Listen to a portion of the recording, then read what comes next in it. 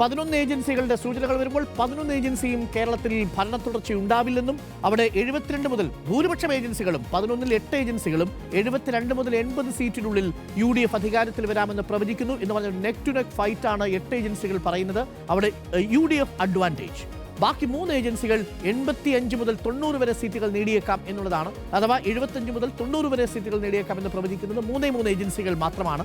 അങ്ങനെയാണെങ്കിൽ കേരളത്തിൽ ഈ കണക്കുകൾ പ്രകാരം ഒരു കടുത്ത പോരാട്ടം നടന്നിരിക്കുന്നു എന്നുള്ളതാണ്. ഭരണവിരുദ്ധ വികാരം അപ്പുറത്തേക്ക് ഞാൻ പറയുന്നു, അങ്ങനെയാണ് വരുന്നതെങ്കിൽ അത് ഭരണ തുടർച്ചയോടുള്ള ഒരു ക്ഷീണമോ ഭരണ തുടർച്ചയോടുള്ള ഒരു ലതാർജിയോ ഒരു മരവിപ്പോ ഒരു മടുപ്പോ മാത്രമായിരിക്കും ഈ തെരഞ്ഞെടുപ്പിൽ പ്രതിഫലിച്ചിട്ടുണ്ടാകും. മാത്രമല്ല ലെഫ്റ്റ് വോട്ടുകളിൽ ഒരുപക്ഷെ ചില വോട്ട് ചിലപ്പോൾ ഭിന്നിച്ചു പോയിട്ടുണ്ടാകാനുള്ള സാധ്യതയും തള്ളിക്കളയാണ്. മൈനോറിറ്റി വോട്ട് കൺസോൾട്ടേഷൻ 75-നും 80-നും ഇടയിലാണ് എന്നുണ്ടെങ്കിൽ അതൊരു വേവായിട്ട് കണക്കാവൂല.